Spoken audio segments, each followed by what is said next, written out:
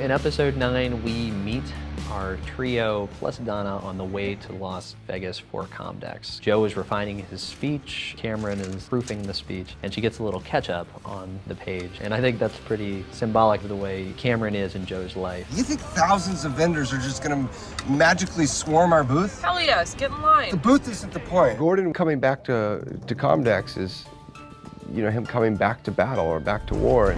The Scottish Isles, they hold a festival on the coldest day of the year. There's a romantic in Joe. It gives him strength to attach a myth to it, to attach, you know, I'm not the only one who's doing this. This is part of what it means to be a man.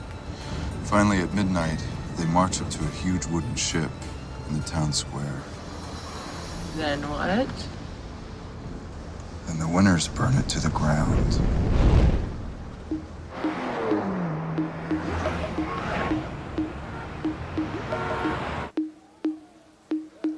The whole place is fun. The idea of a tech convention in Las Vegas, 1983. Joe thinks that they're going to skate through on his Joe McMillan charm. Joseph McMillan. I thought you were John Bosworth. If I can pay, what does it matter? I have a waiting list, 30 names long for that room. Legitimate names. The whole group arriving at Comdex is beginning of seeing Gordon as a leader. So what now? Joe kind of is at his wit's end. He doesn't know what else he can do to fix the situation. I think Gordon kind of pops in and takes the whole group by alarm. Call the floor manager, set the meeting. I don't care where it is or how much it costs, just get us a booth. You, find your best blue suit and change in the bathroom. What are we doing? We're gonna make room in the end. Come on, hustle up. Cameron takes charge in episode 9 by making the display with the briefcase and the chain.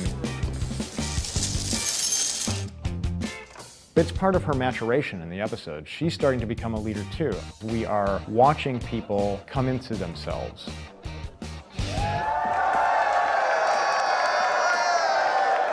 You can't go out there, oh, everyone, it's not really working right now, it's gonna work tomorrow, and expect anyone to buy it. It should have worked, but it's not. So there's no other option. We're either winning this thing or nothing. That's the way it is. Come on, let's do some word processing.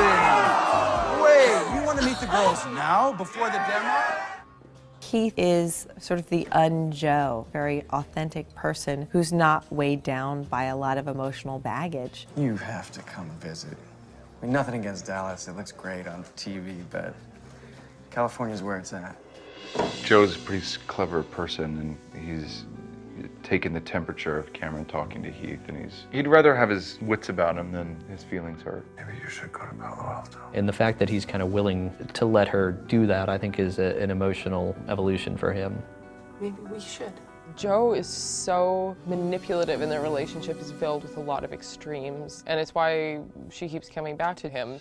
There's that earth-shattering realization that it takes her completely by surprise. His betrayal is not only a personal, emotional one, but it is also a professional one that affects her marriage, her life, her family, her kids. It is completely devastating. Damn you! Yes! Look at the face! I'm gonna kill you! Get over! Whoa, whoa! Let's go! Gordon is no fool. Gordon has a very strong indication of what may or may not have happened, but most importantly, knows that these are defining moments for his wife. I need schematics This is for that. corporate espionage. I need to know what was compromised and the extent of the damage. What?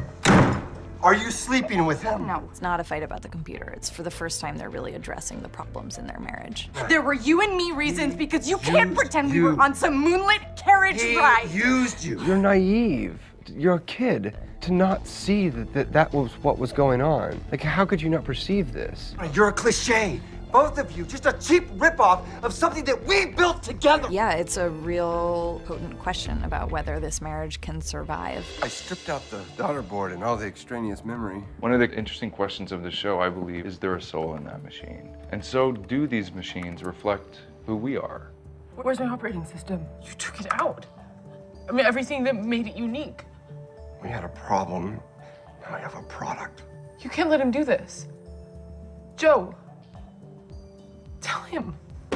It's called survival. Don't speak to me. It's an existential choice. Sell none of the original or a million of these. And no one will remember a single one. It's still our machine. It's empty. We need to demo by the end of business or we're dead. I need you there. They've just taken everything that she's contributed out of the machine and tried to sell it to her like it's it still matters, and it doesn't. You'll see that whether it's Multiplan or Lotus 123, the giant runs all your business software on one compact, compatible package. They created this thing together, and it does reflect them. Joe just ripped the part that was Cameron out. And Joe knows it. He knows it when he's standing up there trying to sell the computer. This is a machine. It's not your friend, it's your employee. It works for you. You want to get something done? Buy one of these. And when he sees that ketchup stain, it's a reminder how he, again, has a void inside him. It's definitely the most anticlimactic champagne toast ever filmed, perhaps. It's warm. Needs ice.